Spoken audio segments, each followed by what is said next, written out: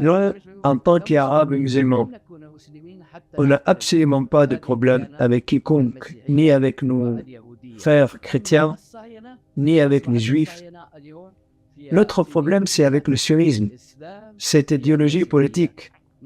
Aujourd'hui, il y a des sionistes juifs, il y a des sionistes chrétiens, mais il y a aussi des sionistes musulmans.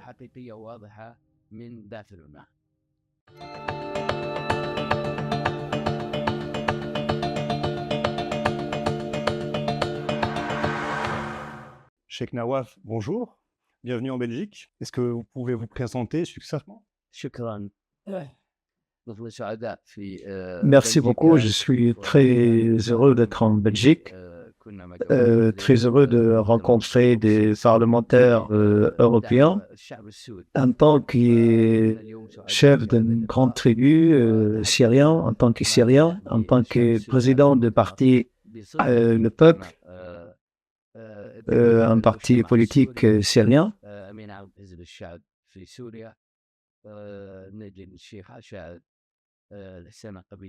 Et bien entendu, tout ça, c'est pour défendre les intérêts de mon peuple, le peuple syrien, et surtout contre ce loi qu'on appelle la loi César, qui étouffe le peuple syrien.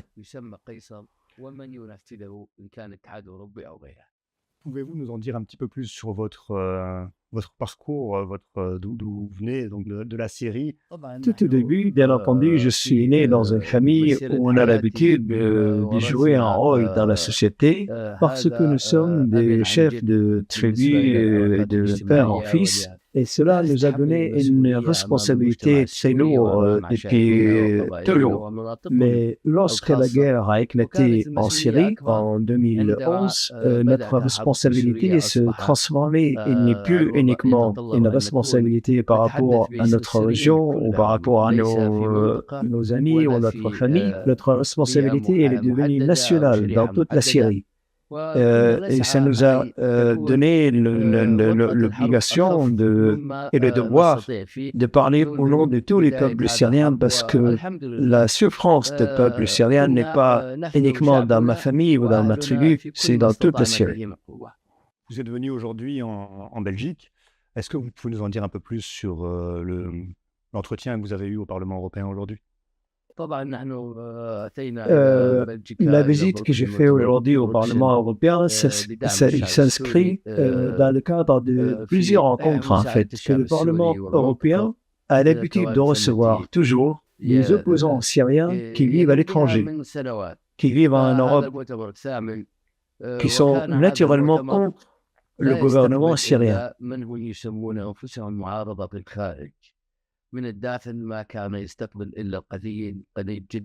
Aujourd'hui, c'est pour la première fois que le Parlement européen nous a reçus en tant que Syriens de l'intérieur de la Syrie, en tant que Syriens tout simplement qui ne sont pas contre leur gouvernement.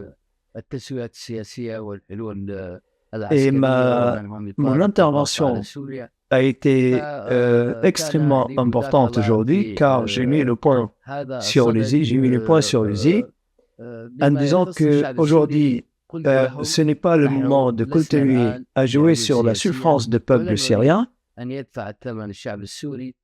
Ce n'est pas aujourd'hui qu'on va continuer 15 ans après à exposer nos différences devant les Européens. Aujourd'hui, nous devons vraiment, en tant que Syriens, si on aime notre patrie, si on aime le peuple syrien, à parler d'une seule voix pour gérer, pour trouver une solution de la souffrance du peuple syrien et pas venir juste devant le Parlement européen pour faire des procès de gouvernement syrien.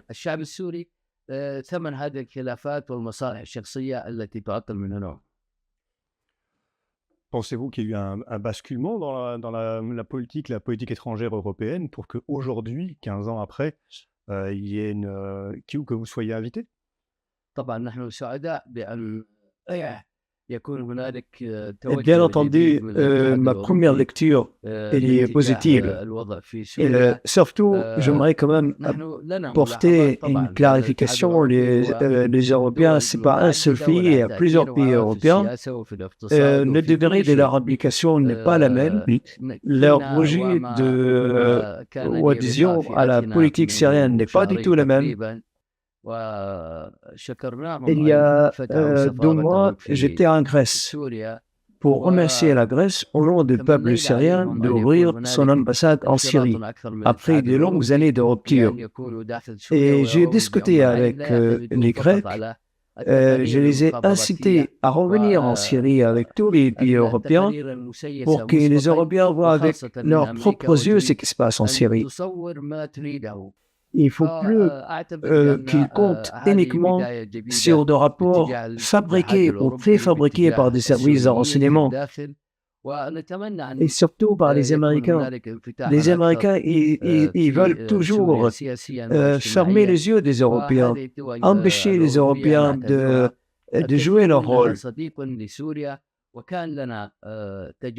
Donc, bien entendu, je ne peux que lire positivement cette initiative que le Parlement européen nous invite aujourd'hui à discuter avec eux en tant que Syriens de l'intérieur de la Syrie et pas de l'extérieur.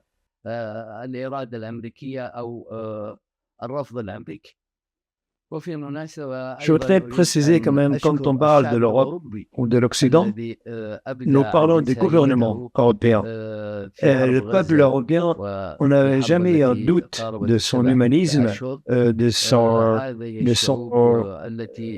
amitié avec la cause arabe la plus centrale, c'est la cause palestinienne. On a vu depuis 7 mois le peuple européen, comment il manifestait par des milliers de personnes dans la rue de Paris ou de Londres ou de Bruxelles. Ils ont été vraiment contre la volonté de leur gouvernement. Ils ont manifesté leur amitié pour la cause arabe principale qui est la cause palestinienne. C'est pour ça que je voulais rajouter cette précision qui pour eux, on sait toujours faire la différence entre l'Europe de gouvernement qui sont suiveurs des États-Unis et l'Europe de peuple qui sont réellement humains et ils savent parfaitement à qui donner leur voix. J'ai une question un peu particulière. Qu'est-ce qui, selon vous, devrait être connu de tous, mais qui n'est connu de personne?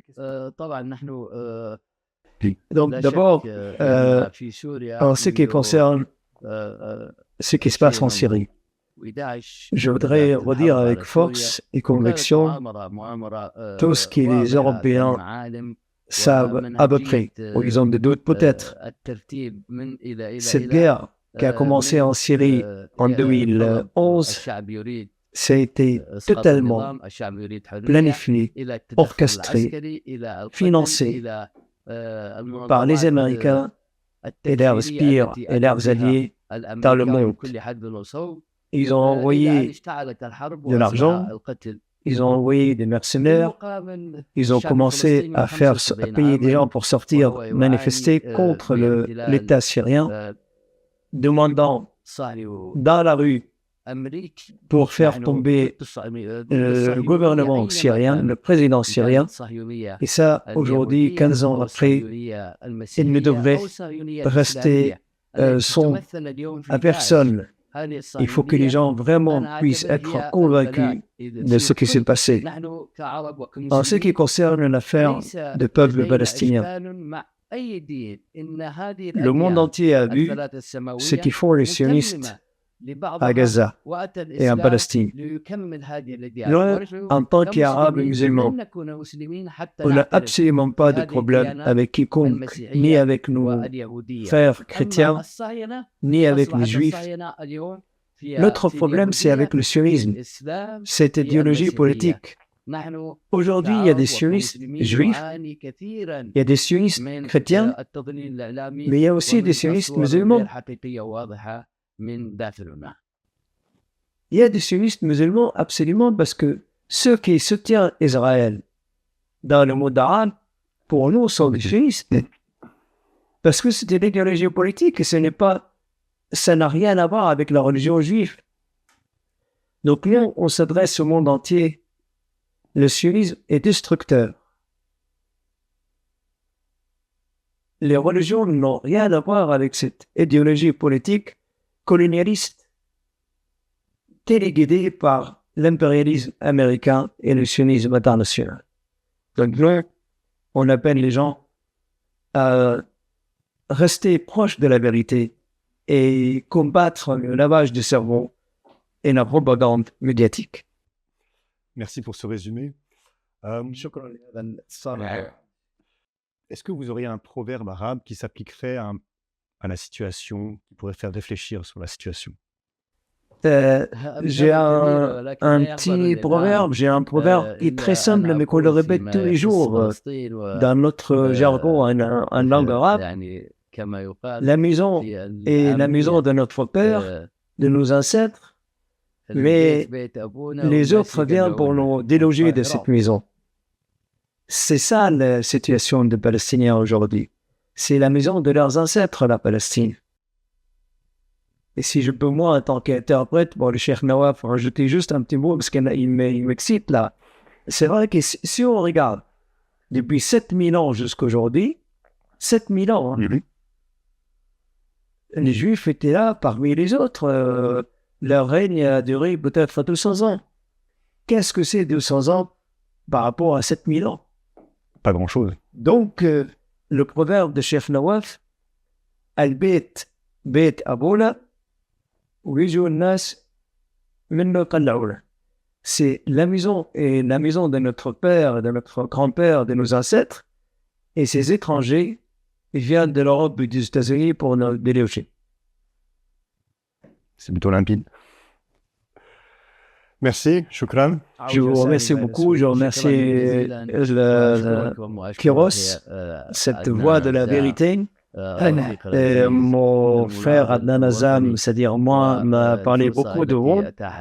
Donc, je vous remercie beaucoup. Et moi, à mon tour, je remercie notre ami Dominique Moyard qui est sur la technique aujourd'hui. Il a démarré une nouvelle amitié. Donc, merci beaucoup à vous tous.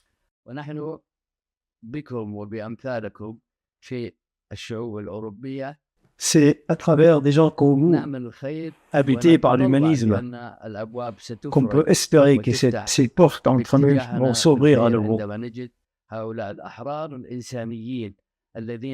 Et comme il a dit l'imam Ali, qui est un imam très très important dans l'islam, celui qui n'est pas ton frère dans la religion, il est aussi ton frère dans l'humanité. Donc, on vous remercie beaucoup et on vous attend en Syrie. شكرا. شكرا. وأنتم الأحرار وأنتم الإنسانيين والأبطال. شكرا.